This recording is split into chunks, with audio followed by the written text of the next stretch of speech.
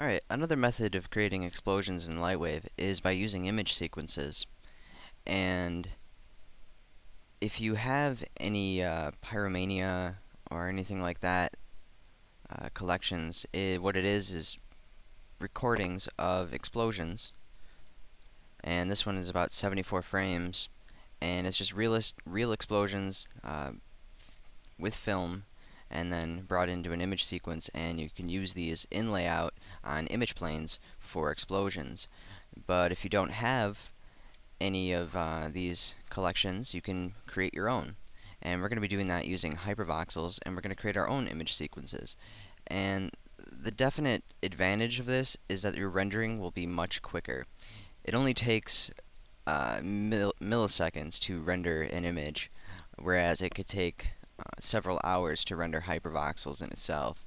So if you're going to have several explosions in a scene, you could just render one sequence of HyperVoxels and go ahead and just make alterations to it and use it throughout your entire scene. And that way you only have to render the HyperVoxels once, and it won't be affecting have any objects affecting it within the render, so it can actually go pretty quickly. Alright, so now we're going to create our HyperVoxels image sequence. And I'm going to start out by adding a null object. So from the Items tab, we're going to select Add Null. And this null object, we can just keep it named Null. That's fine. And I'm going to set up our camera now. So make sure we select our camera view, Shift C on the keyboard, T for move, and Y for rotate. And we're just going to position that null in the center with a little bit of a diagonal. Alright, now we need to apply HyperVoxels to this null, and that's one of the beauties of HyperVoxels is you can apply them to null objects. And it's the equivalent of if you had a point in layout. Alright, oh, I had the wrong panel open here. Control F6 to bring up your Volumetrics Effects tab, and we're going to add HyperVoxels. Double click on HyperVoxels, and then double click on the null to activate it. And then we want to hit F7 to get our Viper preview. I'm going to set that down to 320 so that we get quicker render times. Okay, now to make a pretty easy explosion, or a quick simple explosion, we're going to change our object type to volume. And our geometry right now, we're just going to leave it at 1, because actually we're going to be creating an envelope for it so that it is expanding as it dissolves later, and it'll just give us, we also have a hypertexture for that, but if we add an envelope to the particle size too, it'll look a little bit better. Okay, we're gonna go to our shading now, and for our color, we can leave that at just a gray because we're gonna be using an envelope. So we're gonna click the T next to color, and we want to change this layer type to gradient, and the blending mode of normal is fine, so we can keep that how it is, and opacity 100%, so just leave those. We're going to change our input parameter to, let's see, local density, so the second one right here, and now we have from 0 to 100%. We're going to first click about right here at a parameter of about 20%, and change the color to kind of a dark orange. And as you can see, we have that dark orange on the outside, and then on the edges, where it's a different density, it's white still. And we want to change that so it's a little more yellow. And pull it down about here. Click OK. And now we have our nice little edges on here. Of course, we're not going to be using this as the explosion because it's it looks too much like popcorn. But we're going to click Use Texture, and we're going to move on to Luminosity now. So I'm going to click the T next to Luminosity, and we want to create pretty much the same thing we did before. We're going to Gradient, change this to Local Density. We're going to add another parameter, but this one's going to be up a lot higher, around 11%. And we're going to change the value on that to, actually we're leave that at 100 right now, and the value at 0%, the parameter of 0%, we're going to change it down to 0. And now that's going to lighten up certain areas. And if I go ahead and turn this off, and you can take a look at the differences, you can see it kind of fades out those edges a little. So we'll click Use Texture, and now we're going to go over to the HyperTexture options. So click on the HyperTexture tab, and we want to change our texture to Turbulence. And as you can see, that changed our entire look of the explosion, and it looks a lot better now. And of course, right now it's still not looking very bright, but we're going to be adding a light in just a second here. But first we're going to set up our Turbulence texture.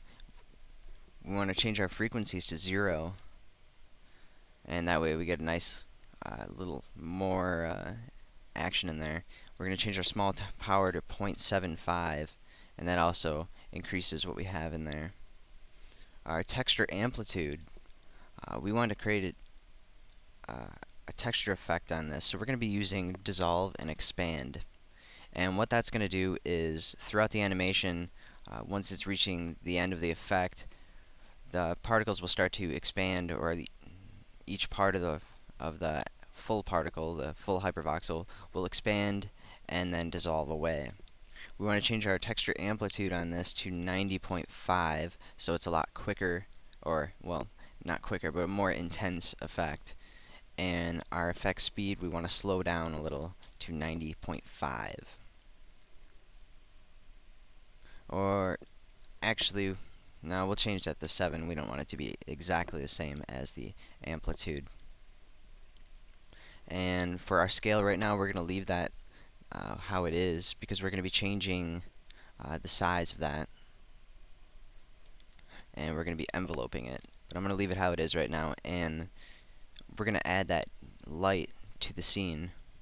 So I'm going to minimize the hypervoxels right now, and under our items tab, we're going to add a point light, and just light is fine.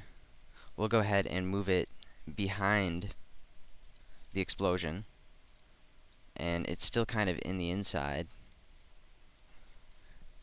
We also want to go back to our hypervoxels really quick, and under Shading Advanced, we're going to click Use All Lights.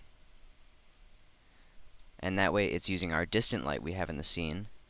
And I'm going to grab that really quick. If we go to our light view, we can just hit Y on the keyboard and rotate. Oh, that's from our point light. You want to make sure you have the correct light selected, so light 1, and as you can see, that light is shining directly on the null as it should be, but our angle might be a little wrong. So we're going to grab light 1, hit T on the keyboard, and just move it down into the area so we can see it, and we want to Y to rotate that and have it so it's pointing directly at our explosion.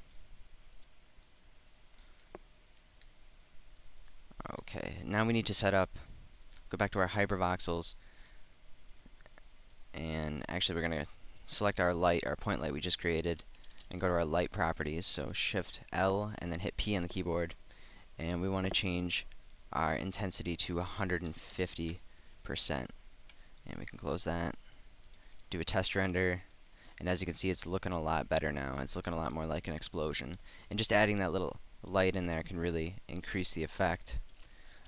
We could also move it to the center of the hypervoxel so that it's actually inside.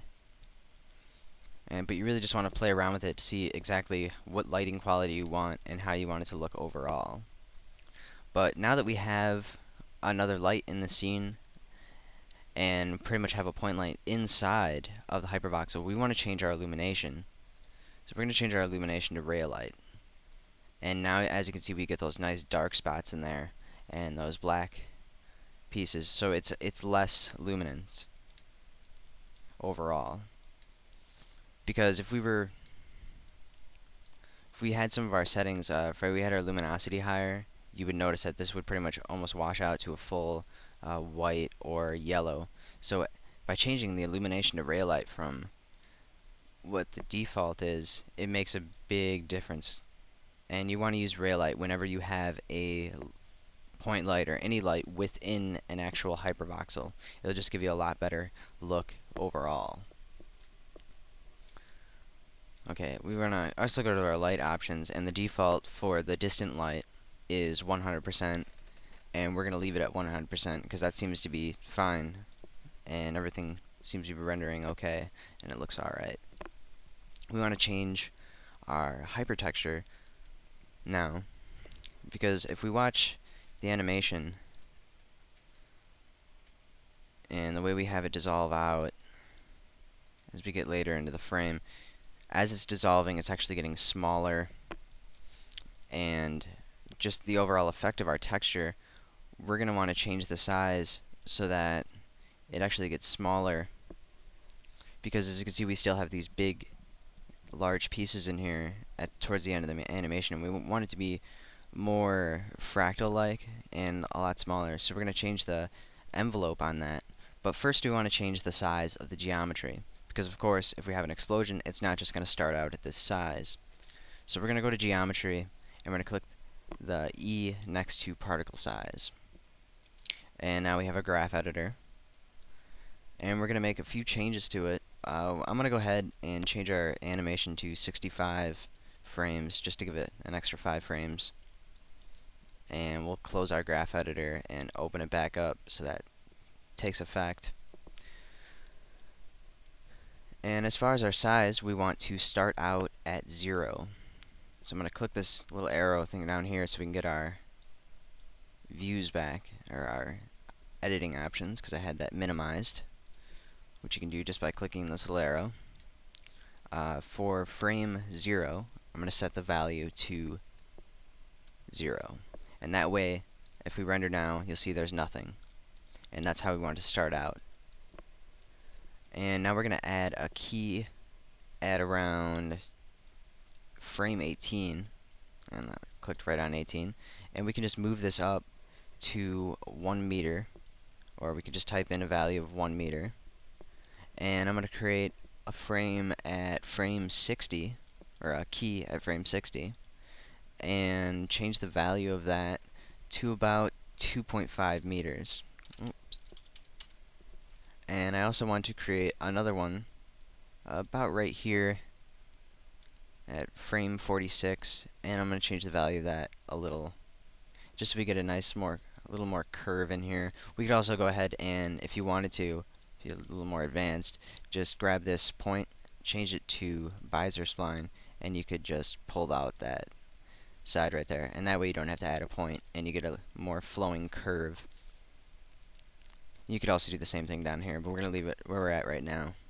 I'm going to close that out. Now if you notice, there's nothing at frame 0, and as we go further into the animation, you'll see that it's getting larger.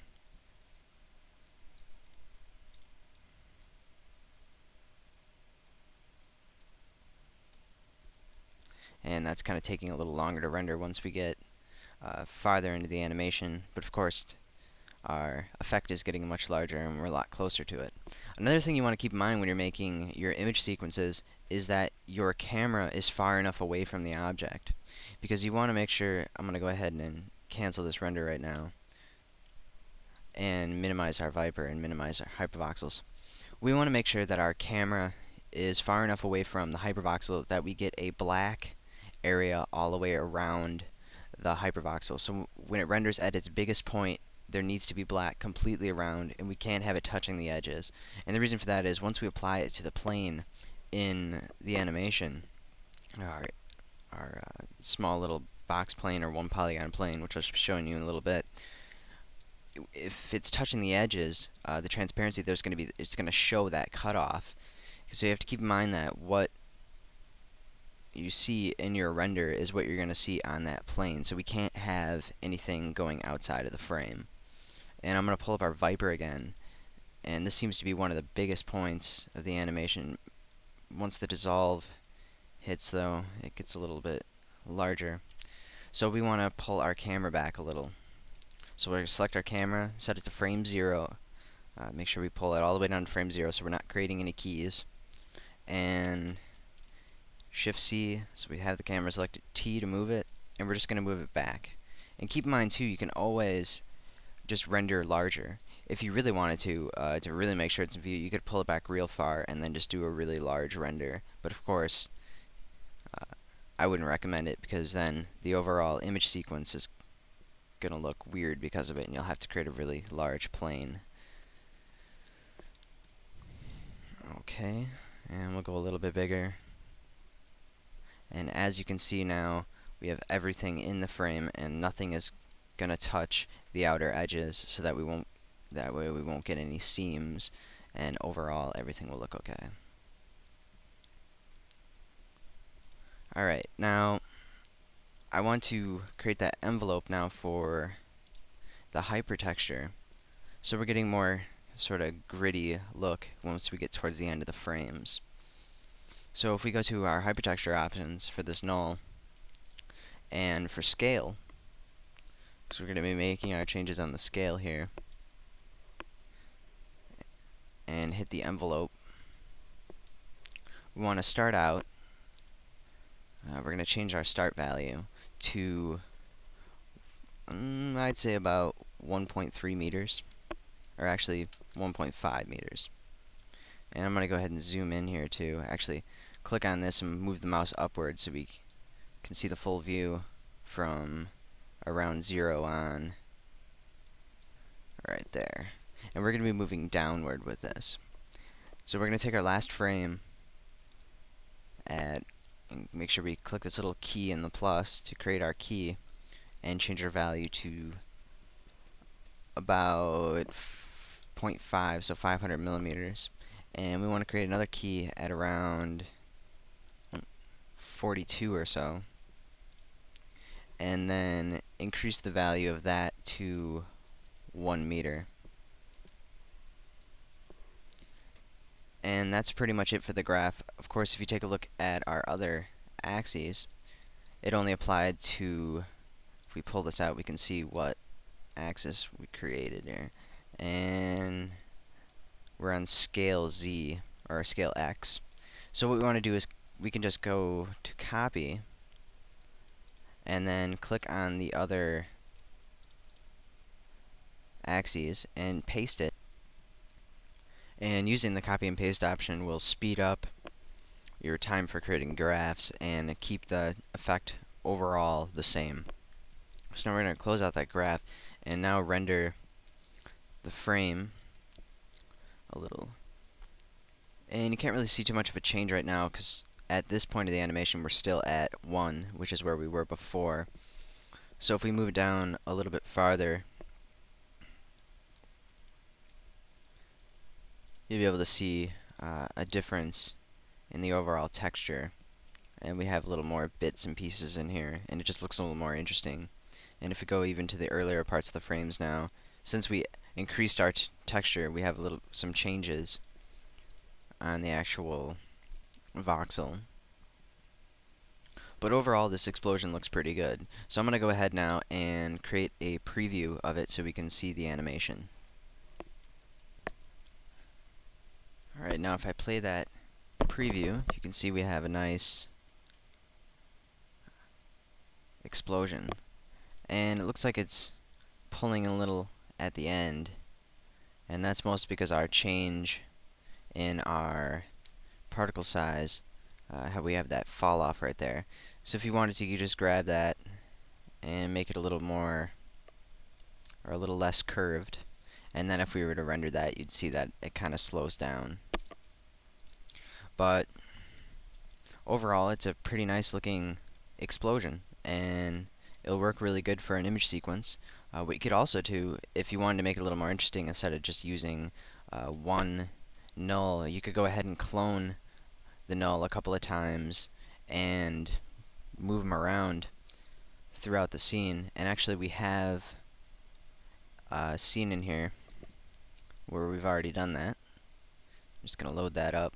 And as you can see, we have 3 nulls, and we have them moving. We got our point light, and it's pretty much the same scene, except we have nulls that are moving with it, and extra hypervoxels applied to those other nulls, and a little changes on the settings. And I'll just pull up our hypervoxels panel and hit F7 for our renderer. And as you can see,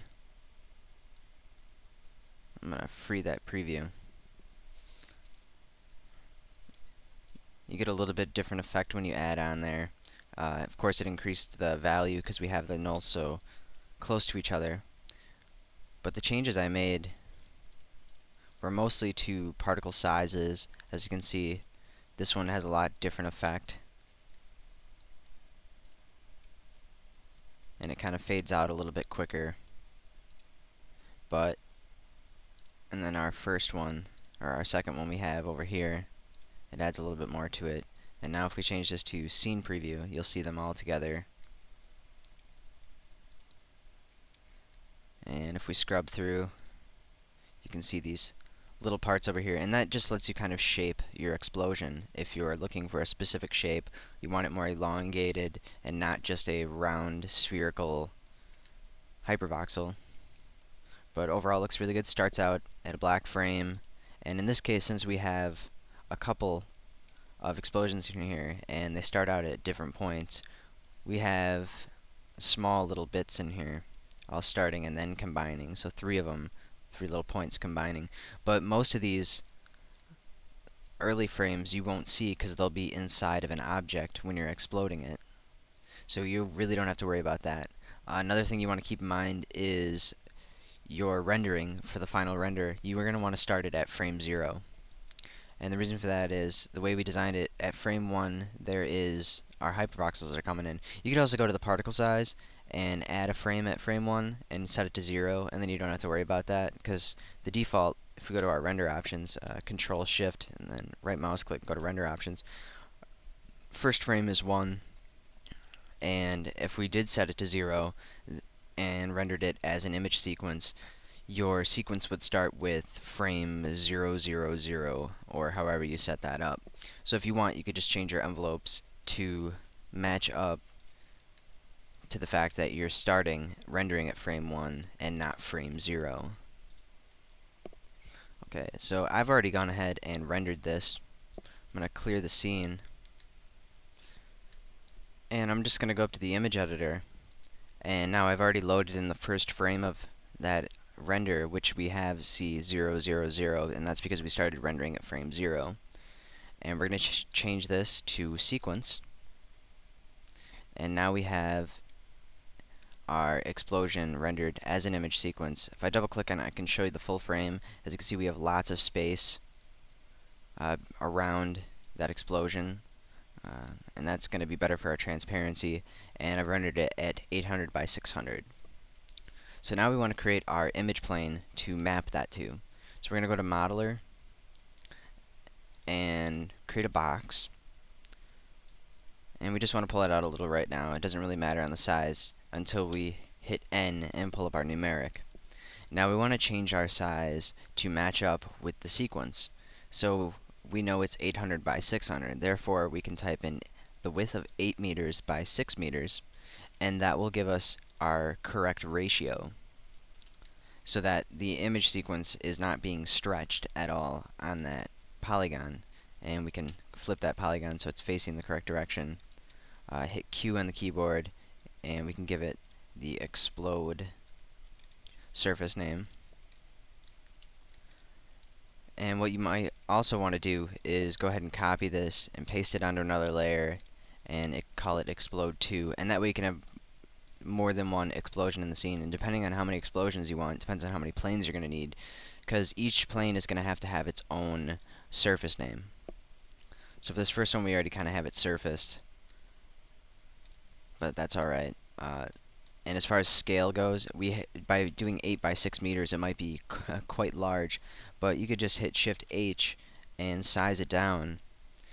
But we just use that 8 by 6 just so that we can make sure we maintain the correct proportion. You could also do 800 millimeters by 600 millimeters, or you could cut it in half and do a 4 by 3. So, alright, we're gonna send this object into layout now, and position our camera at frame 0. So Shift C to select the camera, T to move, and we're just going to kind of move it over right here and give it a little bit of angle, because that's the way it would be an explosion. Of course, it's not going to be directly on that plane. So you also want to make sure that you're changing your planes to face the camera. So if we have an explosion happening right here and our camera's facing on an object in here and we have it breaking up, we're going to want to make sure we rotate this image plane to be facing the camera, and that way we don't get any distortions. And we'll go ahead and do that for the other one as well. Let's set the rotate on that to face the camera. We have it slightly off. So when you're doing this method, you want to make sure you're really not moving the camera around it. In that case, you are going to have to render with HyperVoxels. Otherwise, you won't get the same effect. It just won't look right. But if you have a big motion sequence, the camera's moving around a lot, just make sure while the camera's flying past it, it's not moving around too much. And as you can see, we already have that image surface to that, because I had done that before. And I'm going to actually just clear out this surface and show you how I went about doing that. Set this back to our default values. And now we're going to surface this. We'll grab our first object, go to our surface editor, which is, that first one is explode, and we want to set our luminosity to 100 and our diffuse to 0. And what that's going to do is eliminate all shading on the object and only show the image exactly as it was rendered. And that way, by keeping a luminosity of 100 and a diffuse of 0, it will pretty much get rid of all the lighting options in Lightwave, unless of course you have specularity on, because if we were to add specularity, it would make changes. I don't know if you can see it getting brighter at all. But if everything else is set to 0, well, except maybe the bump, diffuse at 100, diffuse at 0, luminosity at 100, it gives you a perfect image. So if you're ever doing anything for print graphics or anything like that, where you already have an image and you just want to re-render it or resize it, or by using the render in Lightwave, you can set your luminosity to 100 and your diffuse to 0. Okay, we're going to click the little T next to the color now for our texture editor, and we're going to grab that explode sequence. We'll have it a planar map on the Z-axis because it is facing the Z-axis, and although we've edited it, it will maintain its original state for texturing. Click automatic sizing, so that it automatically sizes itself to that box, and we don't have to make any other changes then. We can turn off pixel blending and click use texture. And now we also want to apply our transparency, because if we were to render this right now, we would bring it about frame 25, and if we rendered it right now, you wouldn't really see what I'm talking about. Well, you can see that we have this, actually you can see we have this polygon in the background, and you can see the box of the outside of that image sequence. And I'm going to go ahead and change our background to a gradient backdrop, and I did that by Control F5 to pull up your effects backdrop panel and render that now. And as you can see, we have it, just a box showing the outside of that image. So we need to add transparency, and actually there's a really easy method for that. And you can just pull up your surface editor, hitting F5 on the keyboard or clicking on surface editor up here. And if we go to our color map, we can copy all layers, click use texture, and go to transparency, paste, replace all layers, and then change this to invert layer, and click use texture again. And you can already see that preview that we've created the transparency. And what it's taking all the black parts of the image and getting rid of them. So if I rendered this now, as you can see, all we have is the explosion. Of course, what that also did was it decreased our overall transparency, just because this is a really quick method for doing it, and probably the best method if we're going to have an explosion. It's really one of the only ways. So we also have to adjust our luminosity to take into account the fact that we just kind of overall lowered it.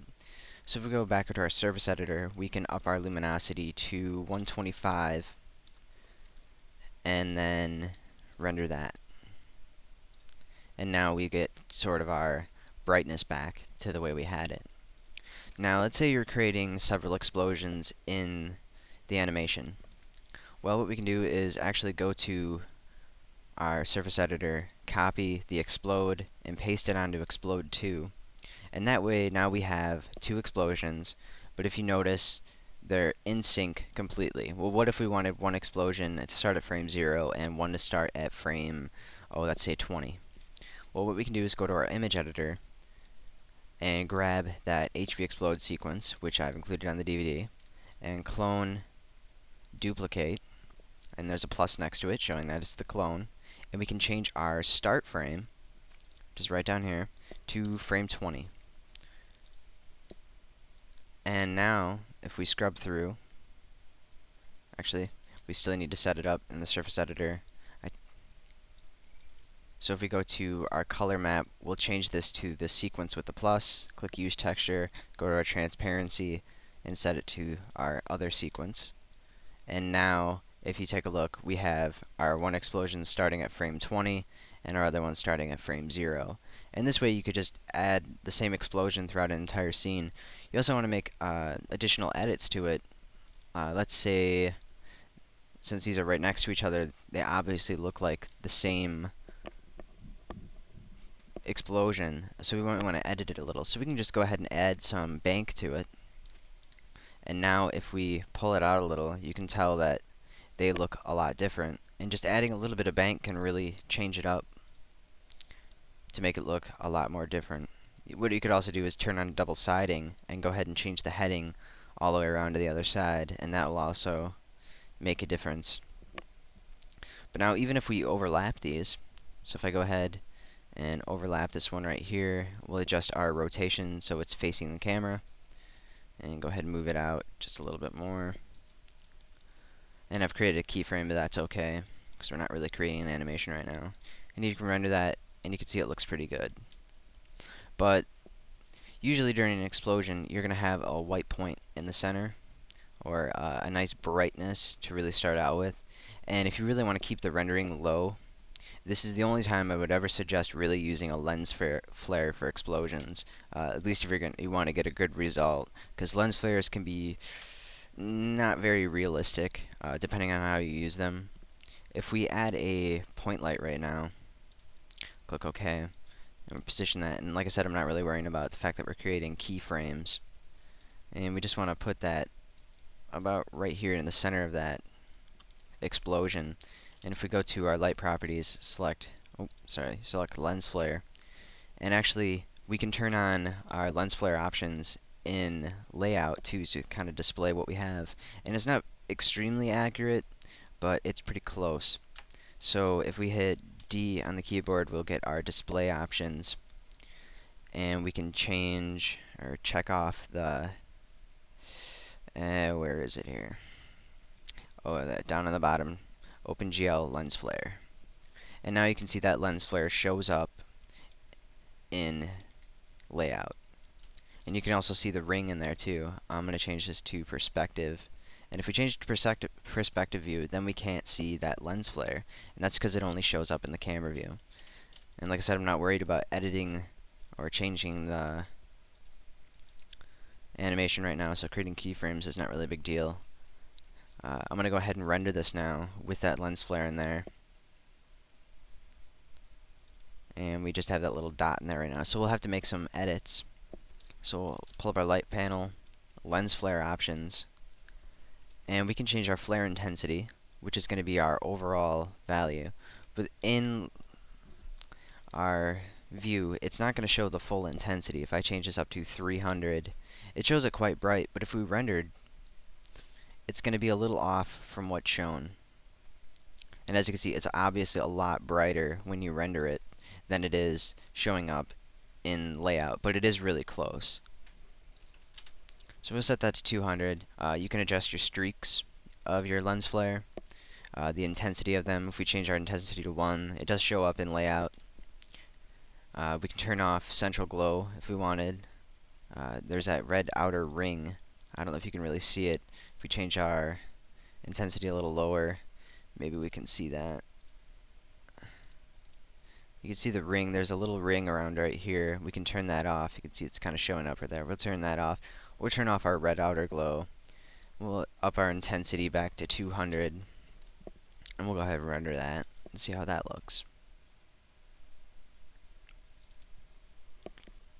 And you get a nice white area in the center. Of course, it's, like I said, it's creating a very large glow around the whole object. You could change the intensity down if you want. If you turn off streaks, it actually makes a big difference. So if we render that without streaks on now, you can see how that looks.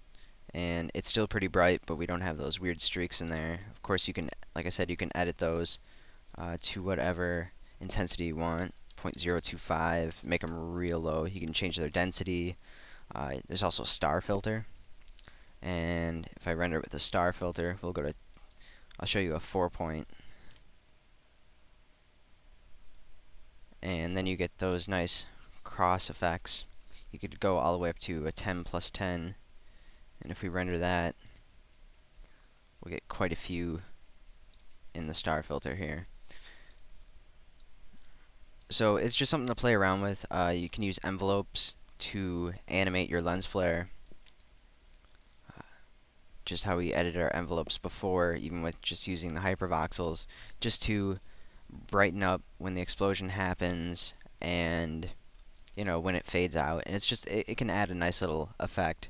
Of course, like I said, I really prefer not using lens flares, but with image sequences, it is the best way to go. Unless you want to use volumetric lighting. But with volumetric lighting, you get some weird stuff because you are using an image plane, and volumetric lights, of course, are 3D, and this is just a post-process effect. And if you notice here, if we can move the camera even closer and go ahead and render that, you'll see that our resolution is actually pretty good on our overall explosion. It's a little pixelated, but you can make changes. You could do anti-aliasing on that when you render it. You could also render, we only rendered at 800 by 600, so if you really want to, you could go up and render it even higher. You could also frame it since it is more spherical, so the sides aren't in there. And that's just when you're making your initial image sequence render. And of course, the higher you render it, the longer it's going to take to render. But your achieved effect will be better, especially if you're going to be up close to that hypervoxel. And it's usually a good idea to go ahead and do that image sequence first, so that later when you're in layout and you're exploding and you want to be up close to an explosion, then you already have it ready to go. And sometimes I'll also create different sizes, an 800 by 600 one, 1024 by 768 one, or going up even higher. And that's just so you can work with different ones in the layer depending on how much memory you have on your computer and how much it can handle. But that's pretty much it for image sequences. There's a lot you can do with them. You can apply them to pretty much any one of your explosions, and it'll also give you a very quick render, quicker than just using volumetric hypervoxels. I would suggest using, like I said, a fixed camera for it. I mean, you could add camera jolt and things like that, like we did in the first tutorial, or in the first Pyrotechnics one. But it's a really neat effect, and now you know how to do it. Alright.